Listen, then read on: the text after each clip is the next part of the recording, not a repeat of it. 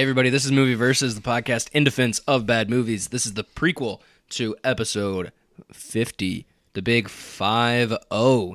And we're coming up on the 2-year anniversary of this fabled cast. Should be around episode 54. And then episode 50, 52. I guess episode 50 is technically going to be episode 100 as well, counting the prequels. Yes. But yeah, so going into it, I'm Tyler Lamb, and I'm with Steve Janik, one of my co-hosts. Steve, what's up? Not much. And then I'm also joined by Charlie Pixley. Charlie Pixley, what's up, Chuck? I'm ready to hand out some movies in theaters because it's been a while. It has been a while since you've assigned movies in theaters. Strayed a little bit at the end there. Well, I won't hold that against you. I was thinking, man, how far am I going to keep going? And the look in your eyes too, I was like, he wants me to just keep going. Like he wants me to the do full song. The song. Yeah, yes, I could come tell. back around to the chorus, and I was really tempted, but then I was like, shit, you don't know the fucking words to this song. But yeah, so you're signing. So yeah, Charlie, what do you got? You have some pieces of paper. Yes, very tiny little ones. Yeah, you ripped it off this IKEA handbook. Yep. I'm gonna juggle them up, fondle them. Oh yeah, nice. I was about to say that's more of a fondle than it is a juggle. you're Okay, Steve, pick one. Don't read it yet. Okay, can I not even look at it? No. Okay. All right, Tyler, you pick one. Then I'm going into the fondling hand. I think this is the fastest we've ever gone into straight just assigning movies. That's true. Hold on, let me read. What did not get picked? Are we doing? Hold on, before you do that, are we doing any is this final? What we get is final. I think this is final. Okay. Or actually, hold on. Let me see what I have, and then I might let one of you guys. Okay. Pass. Okay, no, this is gonna be a good matchup. Do you want to tell us what? That's The Commuter.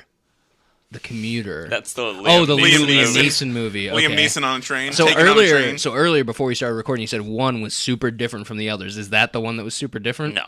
Oh, beautiful. All right. So who do you want to go? Who do you want to open first? Steve, let's go. All right. Steve's opening up. And I've abbreviated them a little bit. It's a tiny piece of paper. So Steve is trying to. It just says GS. Greatest Showman. Oh, okay. Wait, isn't that positive on Rotten It's Tomatoes? like 54% or something. Oh man, really? it must have dropped. Yeah. Oh, I was gonna do that earlier, but it escaped. Really? Yeah, I double checked, but yeah, because I know it's. I mean, obviously, this doesn't mean anything because Suicide Squad won an Academy Award, but I know it's nominated for like Best Original Song. I was just hearing buzz about it.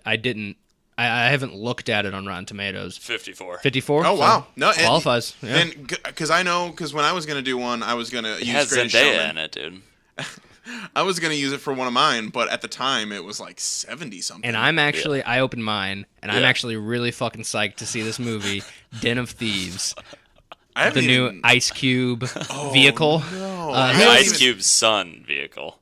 Oh, you're right. I Yeah, haven't even heard about this. It's O'Shea Jr. Yeah, O'Shea Jackson, I think his name is. Yeah, because that's Ice Cube's real name, so it's O'Shea Jackson Jr. Yeah, sure. OJJ. Barty Crouch. OJ squared. Most famous OJ. Yeah, OJ squared. Who else is in this movie though? Because there's a couple people.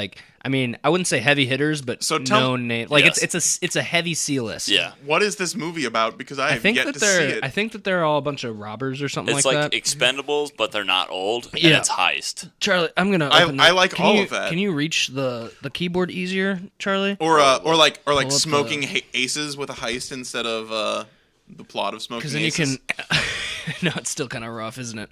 Get that? Why? Oh, okay, good. No auto porn. Correct. That's good. Or Phil. So Charlie's pulling up the trailers. Do you not use like private browsing? Who do I have to hide from?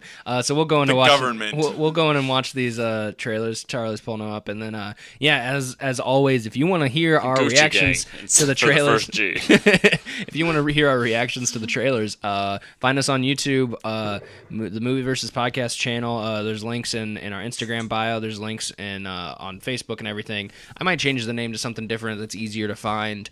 But yeah, for right now, it's Movie Versus. Check it out. We are going to watch these trailers, so we'll be right back. All right, so those trailers, we just watched them. We had to watch them twice due to some technical difficulty, but yeah, you can check out our reactions real time on our YouTube channel. Do we have anything we want to say about him? I do kind of wish somebody had watched The Commuter, though. I've seen that trailer so many times at this point, though.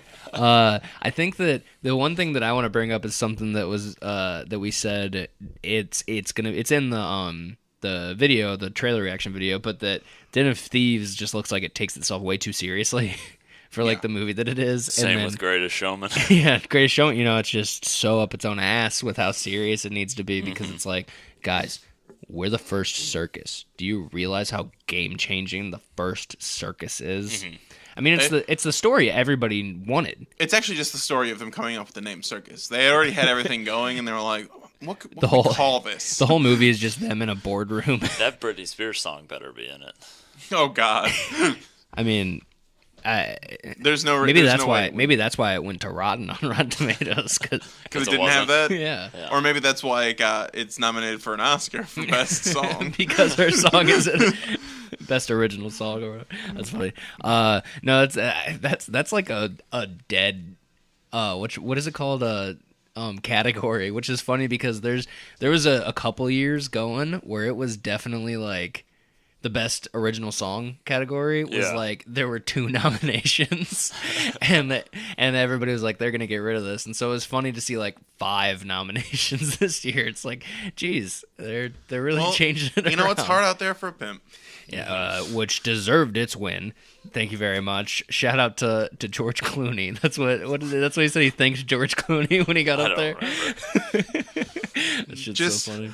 Just as excited as Queen Latifah was in that announcement, she was super excited. Yeah, there's a show on YouTube called Hot Ones where they interviewed the girl who played I forget her character's name, but in Hustle and Flow, the main prostitute girl that sings the hook of Hard Out Here for a Pimp, and she said that she knew that they won.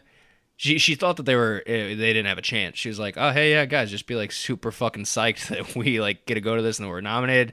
And then she was like, "I knew we won the second Queen Latifah opened the envelope and did that like, like taken aback shock, like." And they were like, she was like, "Oh shit." But yeah, so it is Hard Out Here for a Pimp. Just keep that. That's actually what Tyler likes this week. Also, it's really upsetting. I found out that Steve has never seen Hustle and Flow. I don't think I've seen it all the way through in one sitting. God. I'm pretty sure I've seen it all from pieces. So Dude, of the people in this house right now, including landlord Kevin, I'm the only you're the only one one that's seen it straight through. Well, I can't watch it now because that one dude's dead, according to that ad online. DJ Qualls. Yeah. That's funny because I was about to make a DJ Qualls Wait, joke. I didn't know DJ Qualls was in that. Yeah, he's the white guy. Oh. He plays. Does he pick up any of the hookers? No, he plays. Does he hit any of the hookers? Terrence Howard was the white guy. No, it's just because that wife beater is just so, or tank top. I'm sorry, I shouldn't have said wife beater. The tank top he's wearing is just so white. Gotcha. I mean, there's no way it's unblemished. Like he opened up a new one every single day. Dude, a pimp would never wear a wife beater. Because they don't wife any. Yeah, exactly. Exactly. God.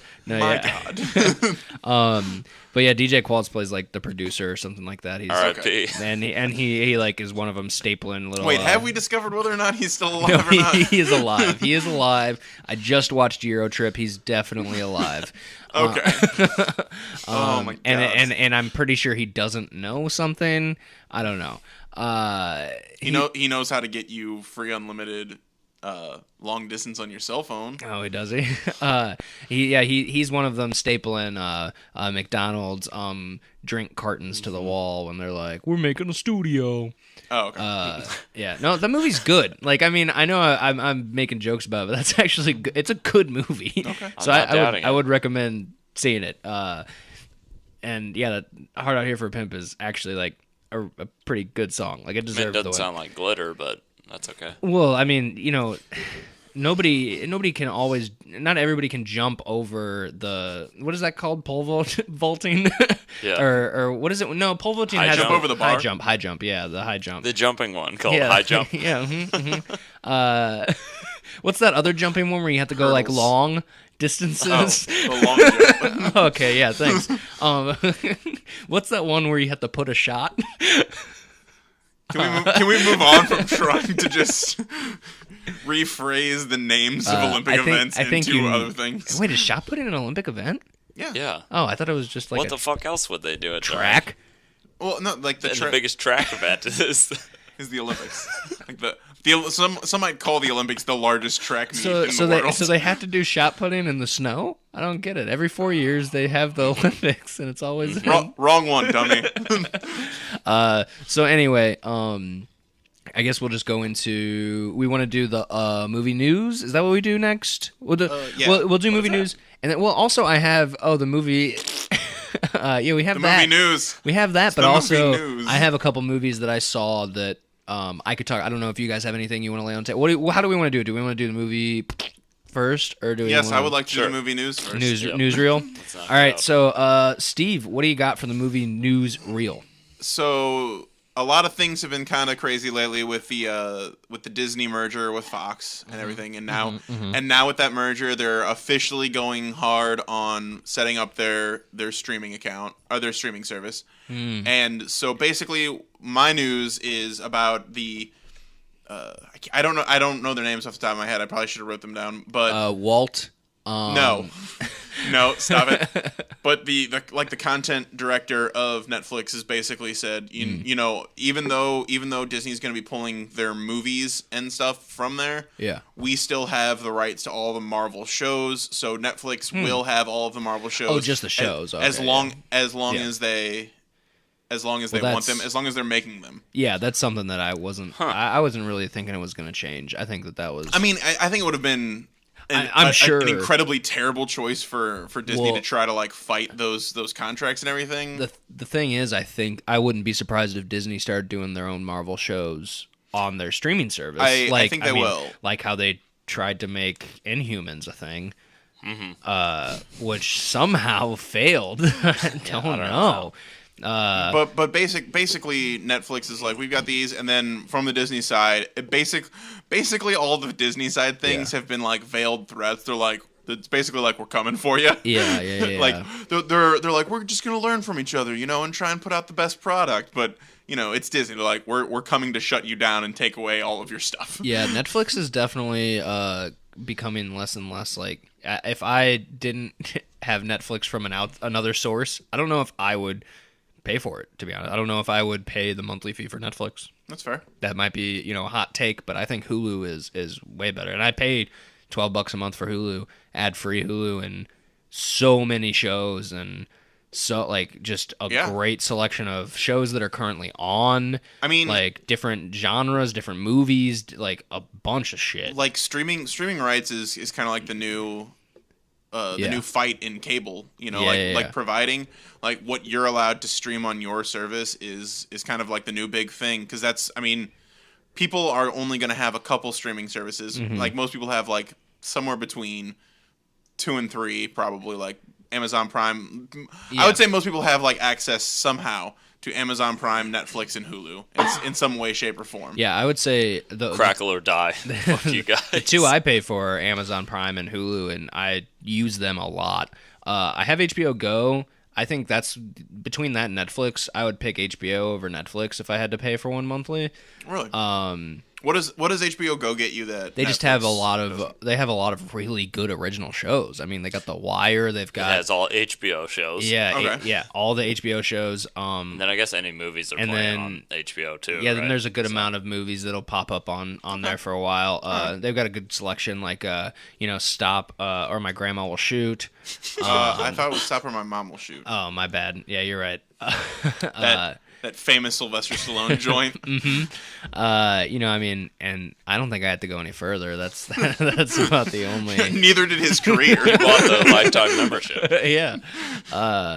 But yeah, I mean, Netflix does have some great original series and movies, but I don't know, their selection, other than The Office, which I wouldn't be surprised if eventually went to Hulu. Got its own streaming service. Yeah, exactly. The Office streaming service, which I would fucking buy. Yeah, but I mean, because so many NBC shows are going to Hulu, That's fair. That I would not like. 30 Rock went there. Man, I know I just said so many, but 30 Rock's the only one off the top of my head right now that I can think of. There were a handful that were on Netflix that went to Hulu.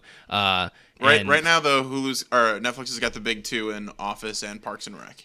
Yeah, but Hulu also has Parks and Rec. Oh, do they? Yeah, I'm pretty sure. Crazy, dude. Just on how often people watch those, especially The Office. Oh, and Friends. Like The Office and Friends are probably like up there on Netflix's. Like we have to make sure we keep this shit. But I mean, Hulu has fucking Seinfeld, which for me is a way bigger pull than anything else. Which I'm almost done with. I haven't had time recently. Nice. Have you gotten to what season are you on? Second to last one. Have you gotten to the one with the jerk story yet? Because that's probably, that's my favorite. Probably one of my favorite. I've seen that episode a bunch of times. Because I had always seen like random episodes. That's probably one of my favorite like bits. And because I remember back in the day, somebody was using because they came out with that Big Bang Theory without the laugh track and how it's not funny, and people were like, you can do this with anything, and it's not funny. And they literally posted that scene without the laugh track, and I was still cracking my shit up. It'd probably make it funnier. It's like, I mean, because there's still the pauses, and so it's like even funnier with the awkward George being like, "Well, I had sex with your wife," like that, and then the guy comes over and just stands there. His wife is in a coma. In the coma. Well, it's a hive mind there. It's like the Matrix. They're all jacked in. But yeah. So I guess we could move on because we talked about that for a while. Charlie, do you have your news up, or should I go into mine? No, okay. I have it. All right, then I'll pull up all my stuff. So my news now, I haven't seen too many good sources about this, so it's nothing concrete. But the rumors are coming out that the Han Solo movie, the title of it might have Star Wars dropped completely from it for the Chinese market because Last Jedi performed so poorly there. Interesting. Yeah, which is kind of an interesting strategy to think that how different it's become now that you would take Star Wars off it, whereas like any movie would friggin' pay to be like, Blue Valentine, a Star Wars story, just to try and get more money. And apparently that would be the most controversial. Yes. More than The Last Jedi, surprisingly. Apparently the new one might be called Ranger Solo for the movie. For the Han Solo movie, which comes out in May. Yeah. Well, yeah. I mean, Despite I've seen no one knowing anything I've seen about those it trailers. Right now. I've seen all those trailers about it. Yeah, they release way too many. I hate when they do 20 TV spots and just the whole movie already. Inundating me with all of that. Yeah, that's crazy. All this content. We've gotten leaked promotional artwork, one image, and all those behind the scene photo that they've released. Yeah, and Ron Howard had that sweet thing where he held up the title card where he's like, "Here's the name of it. It's Solo." Yeah, and that was like, and that was like, thought it was gonna be. And that was like a month ago. So it's like, oh my god, we get it. We're still 6 months out. Come on, stop telling us so much information about this movie. So is that your? I just thought that was interesting. That is crazy, and I think it for that. I think it's pretty crazy how huge the China market is. Yeah. They've overthrown America as far as movie markets go, right? Like they're for a while, I think. Especially Transformers. I was about to say it's at least about even because a lot of times they'll do shit. Like I remember even in Iron Man 3, they had that one super famous Chinese actress, and which I'm sure I feel like maybe in the I think it's Fan Bingbing, really. I think I wouldn't be surprised if the Chinese version had her a little bit more. It did. Oh, it did. Okay. I think the surgery scene too was extended. Because that took place. Yeah, because she I don't know if she has a line in the normal movie. She might have one. But yeah, I mean, how they've been doing that where they'll get in. I think they did it for Great Wall. I mean, they didn't do it for Great Wall because that was a movie produced in China. It was China trying to do a Hollywood movie, and then everybody was like, "It's racist," and China's like, "What? we were trying to do this for you." A real no-win situation. Yeah. I mean, I was pretty much fine with Great Wall as long as they weren't trying to pretend that Matt Damon was Chinese. As long as you explain it away. Yeah, which they did. I saw it for an episode. I recall. Yeah, go check that out. It was just one of those things where it's like, please tell me that they're not like oh, the greatest Chinese warrior, so Matt Damon. It's like Last Samurai, where he's not like actually born samurai. Yeah, but he becomes like the leader of all the. That's Tom Cruise. He's Tom Cruise. Yeah, he can run so fast. He told them all the story about it, and he does all of his own stunts. Yeah, he told them. He breaks all his own ankles. Yeah, exactly. He told them the story about Xenu, and they were just smitten. Oh shit! Yeah. They got rid of all of their religion. I mean, it was useless already. Was a lie, so they all committed seppuku. Yeah, that's why he's the last samurai. Wow. I should rewatch that movie. Yeah, you should if you forgot all that. That was a pretty emotional scene. So going into mine is a news that will go into a little bit more extended because we've got a. Oh, great. So mine was going to be the new Crocodile Dundee movie coming out. Mm-hmm. It was going to be my news because it stars Danny McBride as the son of Crocodile Dundee, and he's from America and he comes to Australia. But it turned out that was just an Australian ad campaign for tourism. Which gotcha. I am very, very hurt about because I thought it was going to be. They were talking about. I heard somebody saying that it might just be a Super Bowl ad or something. Yeah, it is. It is. It's a series of Super Bowl ads because they've also got Chris Hemsworth in it. Yeah. Like his. There's a little TV spot where he comes off a bus and Chris Hemsworth is holding up the little like Dundee sign and he's like, "Oh yeah, that's me." And he's like, "Really?" He's like, yeah, really? And Chris Hemsworth just keeps saying "really," and he's like, "Motherfucker, why do you keep saying really?" I mean, it was literally just Danny McBride being Danny McBride's like, what he is, his character. His character. And I mean, for me, I was like, man, it is annoying that he like that's how he gets cast, but fuck, this could be great like casting in the circumstances. I feel like this is one of those things that's going to like somehow become a movie after like someone's gonna be like, no, but for real, people are really responding to this. Maybe we should lock Danny McBride down. So I heard about this in the first place from our Australian correspondent, Jordan O'Mara, not related to landlord Kevin. Who is this person? He is our Australian correspondent, friend and listener of the podcast. And he tagged me and said that he can't wait for us to watch this movie. And I was like, it can't be bad. Like this looks amazing. And also because of all of our the fact that we all love Danny McBride, I thought you were going to say Kangaroo Jack.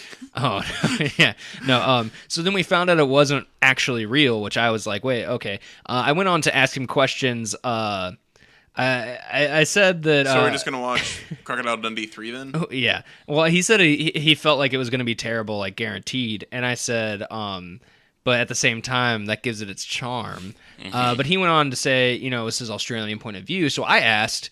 Okay, well, is Crocodile Dundee offensive to Australians? Because it is pretty, over the top, like cheesy, like the original. That's not a knife. This is a knife. Well, not like even that. Like the second one, when they're like in Australia and like I've never seen that. Oh, okay. So I've never seen any. I've never seen any of them. I've seen clips. I've never seen. So in the first one, please hit us up with the synopsis. Okay. So in the first one, he goes to New York. I can't remember why he goes to New York, but he goes to New York and kind of gets caught up in some. Because it's the place where dreams are made of. Yeah. Anyway, concrete jungle. So he goes to New York and he's just kind of there. This is an apple. Well, and it's a classic fish out of water thing. So like it's all ridiculous. But he ends up marrying the girl that he's like trying to protect in the U.S. It's a real bodyguard situation. Yeah. So in the second one, it's got Ryan Reynolds. Oh, yeah. That's the hitman's bodyguard. My bad. So in the second one, her ex, who's a photographer, took a bunch of photos of like a drug lord like in South America and sent her the pictures. So the drug lord's coming after her to kill her. So he takes her to Australia to protect her in the Australian bush because he's like, the Australians. Stop it. The Australian Darius Rucker. Or not Darius Rucker. I always get that fucking... Gavin Rossdale. Darius Rucker and Gavin Rossdale are so similar musically and personally. I mean, they look like twins. Yes, sure. But he takes her to Australia because he's like, if these guys are coming after her, if I'm in Australia, like it's my home turf, like they won't be able to catch me. So it's just like the lay of the land. Yeah, so they just go to Australia, and he knows what a knife is. So. By the time they're there, he is well versed on knife. So I mean, he can't be well versed on guns, so he's got to have something. So he ends up hanging out with these guys. Like you see his friends from back home, and that might be like, I would think that the second one's slightly more offensive than the first one. Is all I'm saying. Oh, okay. Because the first one, it's him being like yes, he's kind of like an outdoorsy guy, so he doesn't get a lot of city stuff. But in the second one, they kind of really hammer it home in some of the places about like how like backwater his hometown is. So what did he say? Okay, so I asked him if it was no, you're fine. I asked him if it was offensive or if it was like a Australian like they found pride in it, like, oh fuck yeah, like Crocodile Dundee, motherfuckers. And he said that it's not really offensive and to Australians, and they're kind of like in on the joke.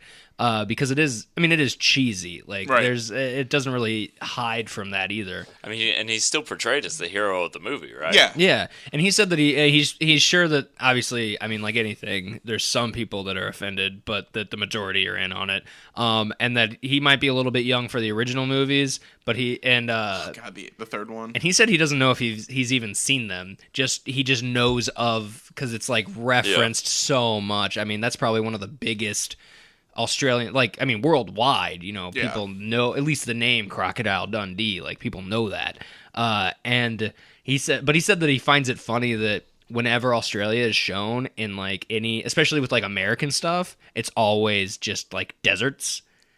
Like it's just the outback pretty much, like deserts and everything. And he said that, he lives 3 hours away from Melbourne and it's not anything like that at all. Like it's still like rural country, but it's not a desert. Like it's just like a wasteland. I guess the whole center of the country is, but then nobody really lives there. Right? I don't know. I mean, I feel like I don't know where it's super outbacky. Perth, maybe. I don't know. I'm not even gonna pretend to know. But yeah, and I guess I should say, like an American would, Melbourne. That's how a lot of I've heard people say Melbourne instead of Melbourne. Right. I don't know. Whatever. But yeah, and then also, I asked him to weigh in on something just to see, how in Australia and everything, and just to let you guys know, his significant other does constantly take the bed sheets when they're sleeping. So it's not just here. Yeah, it's not just. I mean, we're all the same. We're all sleeping. Do they spin counterclockwise to get them off? To get them away. Yeah. It always. Well, that's weird. It's weird because they sleep on the opposite sides than we do. Of like I'm on the left side and my girlfriend's on the right. Earth is incredible. We're all under the same. And they put their heads at the foot of the bed. Yeah. Insanity. Yeah, it's ridiculous. I didn't want to make him sound too weird, but yeah, no, all of those things are true. Wow. And their clocks go in reverse. It's Jesus, because they're like, we're taking this counterclockwise thing to the max. And every spider is the size of a possum. Yeah, and they have feet. like the huntsman spiders, they look like they got fucking feet. It's insane. Anyway, yeah. So that's get their shit together. That's the check-in from our Australian correspondent. Maybe I'll check in with him every now and then to see if he's got anything of content to add worthy wise. So I guess let's go into any discussion about movies any of us have seen. I don't know if I saw Jumanji. And nice. Since we have you guys seen that yet? No, I'd like to, but I haven't yet. Yeah, I finally went and saw it, and I thought it was great. I loved it. It was awesome. I mean, you said it was favorite movie for the past 10 years. Yeah. I would almost say my past 28 years. So your favorite movie? High praise. Yeah. No, it was really good. I'm not really bound via nostalgia for the original one, and I haven't also seen it in a long time, but this was probably I mean, production wise it's probably no doubt a better movie. It might I would need to watch the original one before I say this, but it might be a little bit better writing wise. And like it might be a little smarter, which might be surprising to some people that it would be. Yeah, I think that part of it is being a lot of heart in the original one at least. There is some heart. I mean, the jokes wise, Kevin Hart was actually really good. I know. I didn't see that trailer where he blew up, so that was pretty funny. That was actually I didn't see that trailer, but that bit was a little. I mean, I kind of saw it coming because one of his weaknesses is cake. Which is kind of like, and they had a good play on that when they looked at all their strengths and weaknesses. Where like the Rock had zero weeknesses and just all strengths. Like he could smolder was one of his strengths, and he kept doing it. And they'd be like, "Could you smolder?" Jack Black's character would be like, "Could you do that again?" He's like, "What? Huh?" Like he didn't know he was doing it, and she's like, "Oh my god." Well, but embodied by a like teenage girl. One of the person who came up with the story and wrote probably the first draft was Chris McKenna, who I personally know him from Community fame. Personally know him? Yeah, personally. I know him first name basis. That's Chrissy. We just call him Chrissy. Yeah, we call him Chrissy. Chrissy M. You know, around the house. Exactly. No, I know him. I was saying I personally I know him. Oh, okay. Yeah, personally, you know him from Community fame. Yeah, exactly. He was a producer. Sentence structure is important. He was a producer on a lot of it, and he also wrote a lot of the famous episodes, like the Paradigms of Chaos Theory or whatever it's called. Oh, okay. He wrote that episode with the whole like Darkest Timeline thing, where that came from. So he's a good writer. He wrote at least one draft of the new Spider-Man movie. Okay. He's getting out there recently, in this movie. I think for the screenplay he was one of like 4 names, but he came up with the story. It's pretty interesting. The way they do it is, it starts out with somebody like a dad running on the beach finds the original Jumanji game, kind of like buried under some sand, like kind of poking out, and he takes it and he brings it home to his kid, and he's like, "Hey, I found this game for you. Like, here you go. I know you like games," but it's like 1996, so the kid's like sitting there playing his PlayStation. Right. And he's like, "Okay, thanks, Dad." And he like puts it up on a shelf, like, who the fuck cares about board games? And he's like, back to his PlayStation. And then overnight, the Jumanji board game is kind of like sentient, and it realizes like, oh, this is the thing to get people to play me now, and it kind of like morphs into its own little system. Exactly. And luckily, Jeff Goldblum comes by and lets us know that. Okay. It becomes very clear. So he wakes up and sees it, and he's like, "What the fuck is this?" Like I thought, and so he like plugs it in and plays it, and he gets. It becomes its own console. Yeah. Okay. It was its own like little kind of Atari system with a cartridge. Because then later, when the kids find it when they're in detention, the one guy from Straight Outta Compton is like, "Hey, what the fuck is this?" To the nerd guy, he's like, "What is this?" Like, and he's like, "Oh, I don't know. I've never seen that kind of console before." But the guy from '96 becomes Nick Jonas, as you do when you get sucked into a game. So he's been in there. So he's the Alan Parrish. Yes. Okay. Yes, he's been there the whole time. And it was just kind of cool. Like all the characters had the one just creeped me out in that movie. The one thing that I would totally like kind of just discredit in the movie is the whole Karen Gillan being like so scantily clad. And also the fact that they try to just write it off as, oh man, because that's video games. And then, like, they say that kind of thing once a little bit. Like, they don't even go into it as, like, yeah, but this is dumb. Why is it? Yeah, I know, it's stupid. Like, they just, because you're in a video game. All right, what if they gave her polygon boobs? Like that would be funny. Just made her full on mark. That would have been hilarious. Like sharp edges. That would have been hilarious. And they used them to cut out of something at some point. Honestly, somebody turns the corner and stabs somebody in the heart. Like, oh. Honestly, I mean, she kicks ass as Karen Gillan does in all of her roles, which is cool. But like that one thing, I was like, I mean, she didn't need to be dressed like this. Like this is a little much at the end of the day.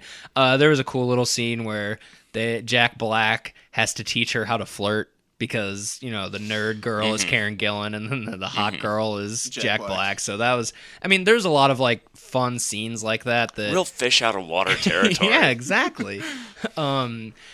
Yeah, so I would recommend trying to go see it, or renting it when it comes out. Yeah. Is there a scene where they have the slow rhino or no? What do you mean slow rhino? Okay, then no, they don't. There's an elephant. That's disappointing. The dabs. No. No, that's not true. Don't tease I can't me say like that. There was that one Rock tweet where the guy said, like, what video game lets you keep your... And it's like, every video game. Name a video game that doesn't let you keep the items when you die. A Halo with all the skulls on, I guess. Yeah, I guess. But I guess you can just run back over your dead body and grab them. Yeah. Another movie that I watched was a Netflix original called A Futile and Stupid Gesture. I was thinking about watching which that. is a biopic, whatever you say, about Doug Kinney, the guy who started National Lampoon, or one of the guys that started National Lampoon. And the main reason I went into it was because I knew Joel McHale played Chevy Chase in it, which I thought was really funny idea. And the movie itself, I think that it's rotten on Rotten Tomatoes right now, but I liked it. I enjoyed it. It had some funny moments. It kind of played on it's a David Wayne, I think is his last name. One of the guys who co-created Wet Hot American Summer, and he also directed They Came Together. Oh, okay. So it's not as goofy as those, but like it has the sense of that. Right. Well, I mean, because it still is trying to be like, not a documentary, but yeah, exactly. And my main complaint about that is Domhnall Gleeson's American accent is terrible to me. Like, he talks like this, and he does that in all the movies that he has an American accent in. I think in Ex Machina he has an American accent, and he's still like, it's just kind of weird. It's like you just be not a good accent. Yeah, I don't know if he's good at doing that accent. I mean, it sounds like he's not based on your appraisal. I don't know. Of it being not good. Spot on, Charles. But then moving on from that, what else do we got? We got stuff we actually like. I've been talking a lot, so Steve, go for it. Okay, stuff I had it. It was gone. Okay, I'm gonna go with this. I've been watching it. I'm still kind of on the fence, but I would say it's more of something that I like than not. It's a show called Kevin Probably Saves the World. It's a strange show where he's this person. The reason I'm a little on the fence. Charlie's staring at me. Well, no, you said it's a strange show where he's this person. Well, one of the reasons why I'm a little on the fence about it. I mean, I'm assuming it's Kevin Smith, and this is off of Kevin. Stop it. Can wait. No, and that's not the Kevin same. James. That's Kevin James. Oh yeah, my bad. There's too many Kevins. So the reason I'm a little I kind of don't like it that. It's not that I don't like it. One of the things that I have a slight problem with, it's a little heavy-handed with the religion, because the idea is there's this guy and his name's Jesus. No, his name's Kevin, and he sees this meteor fall, and then he goes and like checks it out, and something happens that night, and when he wakes up the next morning, there is a woman who is not necessarily, like, she claims to not be an angel, but she's kind of keeping track of him, and he's trying to find the other righteous people in the world. But like the whole point is that the universe is trying to get him to like help people out. And so like it's the show is carried heavily by his charisma and like his interactions with people. Who is it? It's actually I don't know his first name, but it's John Ritter's son. Oh wait, this is on GSN, right? Yes. Okay. Because it just sounds like a knockoff of Down to Earth, dude. The Chris Rock vehicle. It's not really. What's that movie where John Travolta plays an angel? Michael? That's Michael. It's actually similar to a show that my friend showed me a long time ago called Wonder Falls, but the Wonder Falls doesn't have as much religion. She like thinks it has religious meaning, but like she doesn't associate it with any religion. So this female David Boreanaz comes in and is trying to help. What? Angel. Dude. Oh, right. Come on, man. No, I couldn't tell which one you were talking about, so I was really confused. But the whole idea is that he's like in heaven they like they don't know where any of the righteous people in this generation are, and he's the last one that they know of. So like they need him to find the rest of the righteous because he doesn't use his phone. No, I know. But like the whole point is like it's just about the universe trying to get him to help people and kind of like it's a fun story, and even though the religious overtones can be a bit much at times. Yeah. I Just by that explanation, I can see how it can be a little heavy-handed. Well, in the beginning, it's real heavy-handed, and then other times it gets more heavy-handed, but then sometimes it's not. So on a scale of I can't think of the other end of the scale. I was gonna say touched by an angel.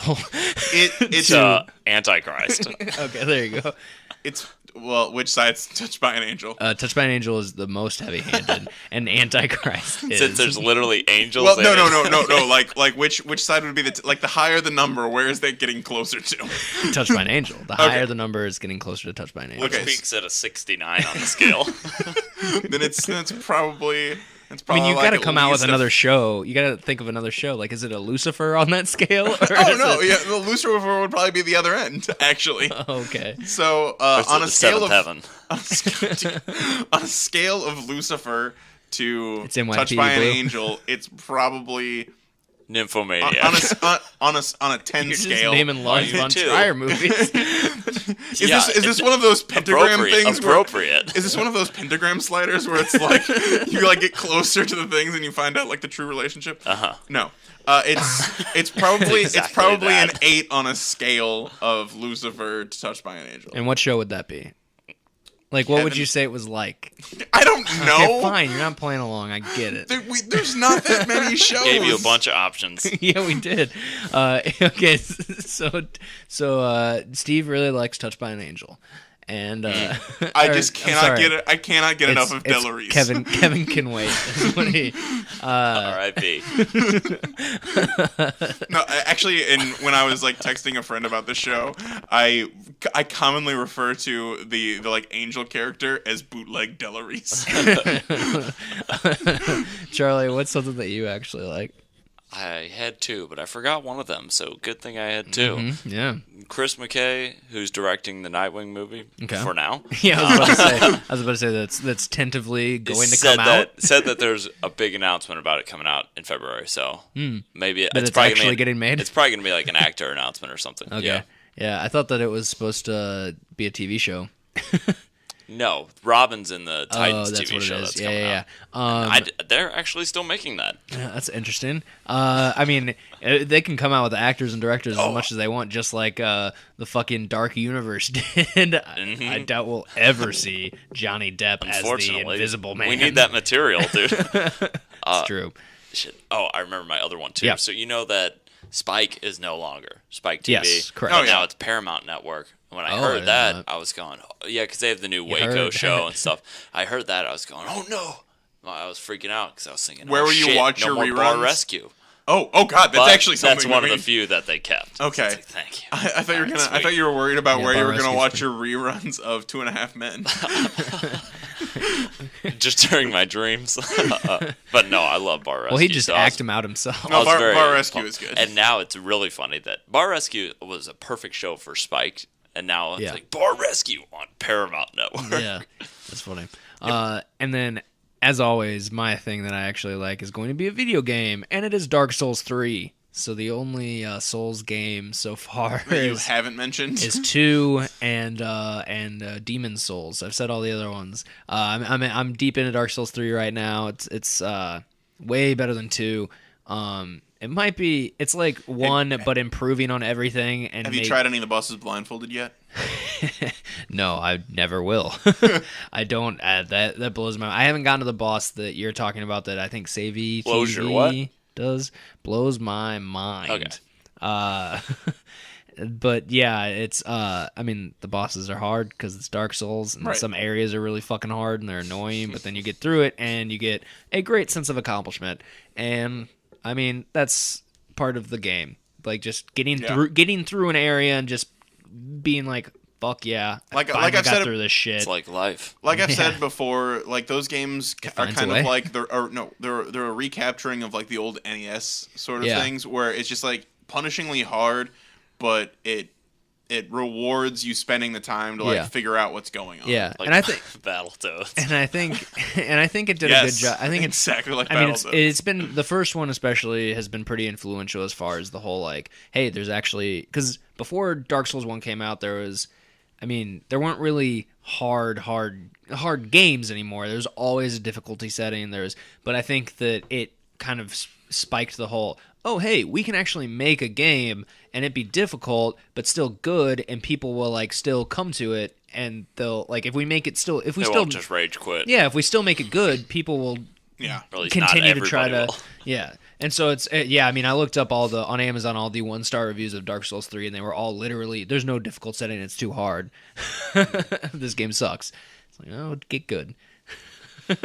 I mean, I remember reading an article about the original Dark Souls, about how like some guy was like, I played this game so much and I figured it out, and then people would be like, man, Dark Souls is so hard, and you're like, oh really? And let me just play the first level for you, and people would just be blown away at my ability to just navigate these opening areas. Dark Souls 1 is specifically interesting because you can go probably halfway through that game and it doesn't. Once you get to the area, it's called Anorlando, and there's a boss that's Ornstein and Smough, or however you say their names. Smaug? Yeah, Smaug the dragon. Benedict Cumberbatch himself comes out, and you have to fight him. But just Benedict Cumberbatch, yeah, but he's not a dragon. He's also stand a pretty good chance. He's also Sherlock Holmes, though. Uh-oh. But are we on home territory? And Doctor Strange. Oh no, that's actually dangerous. But he he's just Alan Turing. Like those. I beat that dude's ass. I think life already beat his ass. Wow. I mean, it's true. He got fucked over. Yeah. But no, but those two they're like halfway through the game, and it's really a test of, okay, you made it halfway through the game. Do you know how to play this now?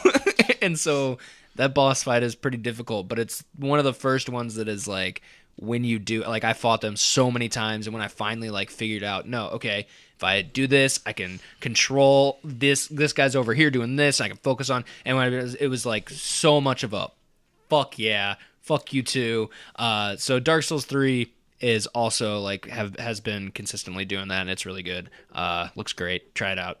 Hey, what was the name of that Alan Turing movie again? Imitation Game. Yeah. I did like that movie. Oh yeah, the movie was I actually really like that movie too. Yeah, I think that was one we're saying that in jest. No, it's a great movie. It's just more like if you're going to have to physically fight a version of Benedict Cumberbatch. Yeah, Alan Turing is probably the correct choice. That was one of my favorites of that year that came out. All right, other than that, I think that we're done. Thanks to check out us on Facebook, Instagram, Twitter, at Movie Versus Podcast. We also got the YouTube page, Movie Versus, where you can check out the trailer reactions. Hey, we got Wilmer Valderrama on the next episode. Yeah, he'll be stopping by, just giving a quick hello, a couple high fives. And we also have Beyond the Blast Doors, a great friend of the podcast, Star Wars related. They got the YouTube is where you can find them. Good, Bad, or Bad Bet on YouTube. This Film is Lit is a podcast. And Critical Misadventure. With D&D podcast. So go check everybody out. And other than that, thanks to Scott Blackwell for the the logos and everything. It's great. Other than that, I'm seeing Den of Thieves, and Steve is seeing The Greatest Showman. So if you want to go see nobody's seeing The Commuter. Yeah. So other than that, bye.